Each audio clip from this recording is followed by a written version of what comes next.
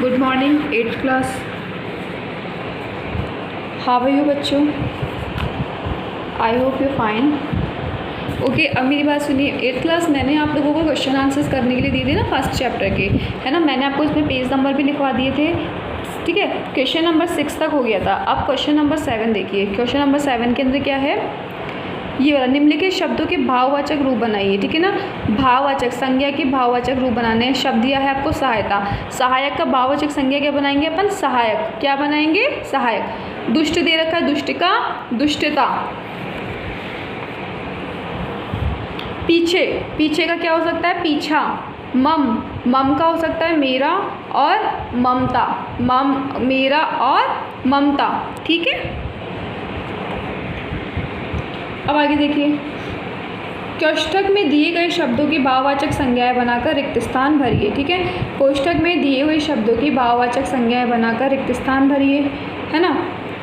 देखिए, उसका बड़ा ही सुखमय बीता। देखो आपको ये क्वेश्चन मार्क दे रखे हैं, देखिए ये ब्लैंक्स दे रखे हैं ना, ये ऑप्शंस दिए हुए हैं। इन ऑप्शंस के अंदर से आपको क्या करना है? भाववाचक संज्ञा शब्द बनाना है इन ऑप्शन को, और आपको इसमें फिल करना है। तो पहले में आपको क्या दिया है? बच्चा। अगर मैं सिर्फ यहाँ बच्चा लिख दूँ, उसका बच्चा बड़ा ही सुखमय बीता, तो ये रॉन्ग हो जाएगा ना, रॉन्ग होगा ना, शुद्ध नहीं होगा। तो यहाँ क्या आएगा? उसका बचपन बड़ा ही सुखमय बीता। हमें से रहना चाहिए, क्या लिखा है? हमें एक, तो यहाँ पे एक आएगा क्या? हमें एक से रहना चाहिए। गलत हो गया ना वाक्य, ये शुद्ध नहीं हुआ ना। तो शुद्ध करने के लिए क्या लिखना पड़ेगा? हमें इसे भाववाचक संज्ञा में बदलना पड़ेगा। एक का मैंने लिखा एकता, हमें एकता से रहना चाहिए। माँ की का कोई मेल नहीं, आगे इसने दिया है मम। भाई माँ की मम का कोई मेल नहीं, ये तो गलत हो गया ना। तो मम का मैंने भाववाचक बना दिया ममता। तो माँ की ममता का कोई मेल नहीं, मोल नहीं, सॉरी। उसकी बहुत सुंदर है, क्या सुंदर है? देखो, उसकी लिखना बहुत सुंदर है, अशुद्ध हो गया ना, लिखना नहीं आएगा। लिखना का भाववाचक मैं क्या बनाऊंगी? लिखाई। क्या बनेगा लिखना का भाववाचक? लिखाई। उसकी लिखाई बहुत सुंदर है, ठीक है। अब हमारी मेरी बात सुनिए। ये एट्थ क्लास हमने आप लोगों के हिंदी में क्या करा था? आप लोगों के हिंदी के अंदर जैसे मैंने आपको बताया था कि चैप्टर नंबर 1 के क्वेश्चन आंसर्स मैं आप लोगों को पहले से दे चुकी हूँ। मतलब जो पेंडिंग थे वो मैंने आपको आज करवा दिए हैं। आज कराने के बाद में बच्चों देखो, मैंने आपके क्वेश्चन आंसर्स पहले भी बता दिए थे कि आपको क्वेश्चन के आंसर कैसे करनी है। बुक के अंदर बच्चों वीडियो जो पहले भेजा था, उस वीडियो के अंदर आप लोग देख सकते हैं कि मैंने आपको पेज नंबर भी लिख करके दिए हैं। पेज नंबर के साथ साथ बुक के अंदर उस पेज नंबर पर आंसर कहाँ मार्क हो रहा है, मैंने ये भी मार्क करके आप लोगों को अच्छी तरीके से बताया है ना आप लोगों को। बच्चों वीडियो को देख लेना, समझ में नहीं आया तो वापस पूछ लेना, कोई दिक्कत आ रही हो तो दोबारा वीडियो बना देंगे बच्चों। लेकिन आप लोग देखना, कॉन्सेंट्रेट आप लोगों को करना पड़ेगा बच्चों। आप लोग इस बात को जानते हैं ना कि अभी थोड़े टाइम ऑनलाइन क्लासेस का चल रहा है। जब ऑनलाइन सिस्टम, हो सकता है आगे जाकर ये ऑनलाइन सिस्टम बंद हो जाए और आपको बाय फेस सबको समझाया जाए, ठीक है। बाय फेस समझाने का टाइम आएगा तब बाय फेस में समझाएंगे, लेकिन तब तक आपको कॉन्सेंट्रेट करना पड़ेगा, ओके। तो चैप्टर नंबर 1 आज हमारा कंप्लीट हो चुका है। आज हम स्टार्ट करेंगे चैप्टर नंबर 2 लिंग। कौन सा स्टार्ट करेंगे? चैप्टर नंबर 2 लिंग। अब देखिए लिंग का क्या बता रखा है? लिंग शब्द के जिस रूप से ये पता चले कि वह पुरुष जाति का है या स्त्री जाति का, उसे व्याकरण में लिंग कहते हैं। फिर से देखो, शब्द के जिस रूप से यह पता चले कि वह पुरुष जाति का है या स्त्री जाति का, उसे व्याकरण में लिंग कहते हैं। क्या कहते हैं? उसे व्याकरण में लिंग कहते हैं, ठीक है। अब मैं बताओ, हिंदी भाषा में लिंग 2 प्रकार के होते हैं। कितने प्रकार के होते हैं? 2 प्रकार के। पहला होता है पुल्लिंग और दूसरा स्त्रीलिंग। पहला तो कौन सा होगा? पहला होगा पुल्लिंग और दूसरा स्त्रीलिंग, ठीक है। अब पुल्लिंग देखिए, पहला देखिए पुल्लिंग, पुरुष जाति का बोध कराने वाले संज्ञा शब्द पुल्लिंग कहलाते हैं। बच्चों जिस जाति का, मतलब पुरुष जाति का जिससे पता चलता है, नर भी कहा जाता है इसे, पुल्लिंग को नर भी कहा जाता है, कि पुरुष जाति का बोध कराने वाले संज्ञा शब्दों को पुल्लिंग कहते हैं। अब एग्जाम्पल में देखिए कौन कौन आता है इसमें, जैसे लड़का, पुरुष, घोड़ा, बेटा, बच्चा आदि।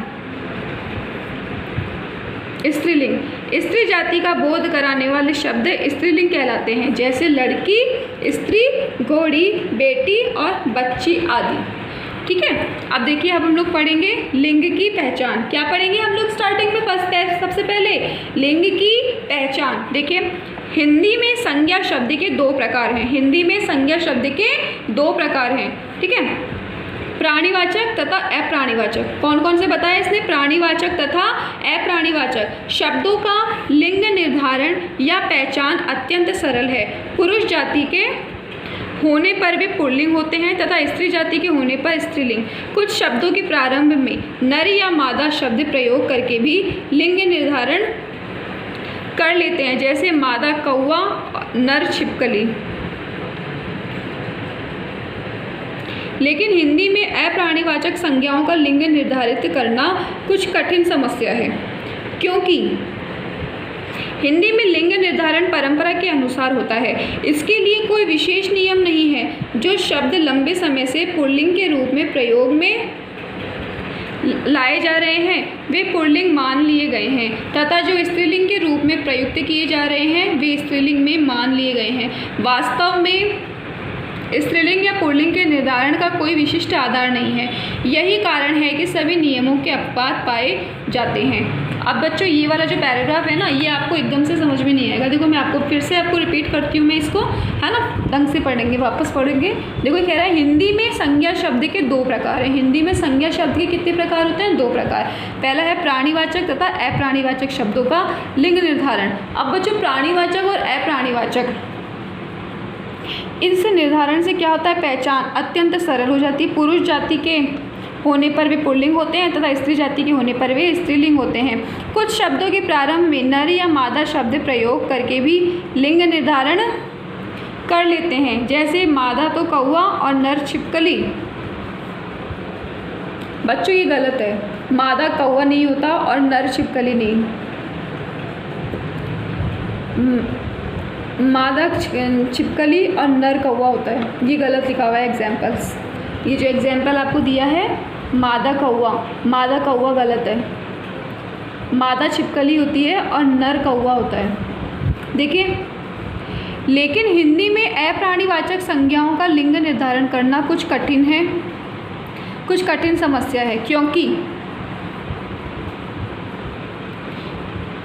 हिंदी में लिंग निर्धारण परंपरा के अनुसार होता है। इसके लिए कोई विशेष नियम नहीं है। जो शब्द लंबे समय से पुल्लिंग के रूप में प्रयोग में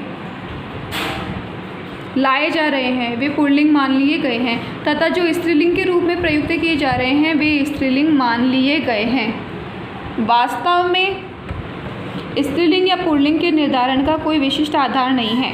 यही कारण है कि सभी नियमों के अपवाद पाए जाते हैं। अब देखिए, परंपरा पर निर्धारित कुछ नियम इस प्रकार है। पुल्लिंग की पहचान की परंपरा, जो परंपरा पर आधारित है, कैसे पहचान की जाती है उसके बारे में देखते हैं। दिनों, वार के नाम पुल्लिंग होते हैं। सोमवार, मंगलवार, बुधवार, गुरुवार को वीरवार भी कहा जाता है बच्चों। शुक्रवार, शनिवार तथा रविवार, ये पुल्लिंग नाम होते हैं। पर्वतों के नाम पुल्लिंग होते हैं। हिमालय, विंध्याचल, आल्प्स आदि। वृक्षों के नाम पुल्लिंग होते हैं। चंदन, देवदार, पीपल, जामुन, बड़, कीकर आदि। लेकिन इमली, देखो आगे क्या कह रहा है, देखो ये, लेकिन इमली, बैरी आदि स्त्रीलिंग माने जाते हैं। धातु और रत्नों के नाम पुल्लिंग होते हैं। सोना, तांबा, पीतल, हीरा, नीलम, मूंगा आदि। लेकिन चांदी, एल्यूमिनियम स्त्रीलिंग माने जाते हैं। ग्रहों और महीनों के नाम पुल्लिंग होते हैं। सूर्य, चंद्र, शनि, मंगल, बुध, राहु, केतु, चैत्र, ज्येष्ठ, सावन, वैशाख आदि। पृथ्वी स्त्रीलिंग मानी जाती है। अनाजों के नाम पुल्लिंग होते हैं। गेहूँ, चावल, चना, धान, बाजरा आदि। लेकिन ज्वार और मकई स्त्रीलिंग माने जाते हैं। द्रव पदार्थों के नाम पुल्लिंग होते हैं। दूध, घी, पानी, तेल, शरबत, सिरका आदि। लेकिन लस्सी, चाय, कॉफ़ी आदि स्त्रीलिंग माने जाते हैं। समय सूचक नाम पुल्लिंग होते हैं। दिन, सप्ताह, मास, वर्ष, घंटा आदि। लेकिन सांझ, घड़ी, रात, सुबह स्त्रीलिंग है। समूह के नाम पुल्लिंग होते हैं। समूह, दल, मंडल, संघ आदि। लेकिन भीड़, कक्षा, सेना स्त्रीलिंग है। व्यवसाय सूचक शब्द पुल्लिंग होते हैं। उपन्यासकार, नाटककार, सचिव, आयुक्त, दुकानदार, सुनार, सैनिक, राज्यपाल, चपरासी आदि। भाववाचक संज्ञाएं पुल्लिंग होती है। बहाव, पहनावा, मोटापा, बुढ़ापा, बचपन, सीधापन, कवित्व आदि। देखे आप लोगों ने बच्चों, स्त्रीलिंग की पुल्लिंग की पहचान के लिए देखो कैसा है, एक बार में पढ़ने में समझ भी नहीं आएगा, वीडियो को तो देखोगे ही, साथ में बुक के अंदर दोबारा से खुद भी पढ़ोगे तब समझ में आएगा। ठीक है, आज के लिए इतना ही, अब हम कल पढ़ेंगे। यहाँ स्त्रीलिंग पे सारे बच्चे मार्क लगा लेना। बाय बच्चों।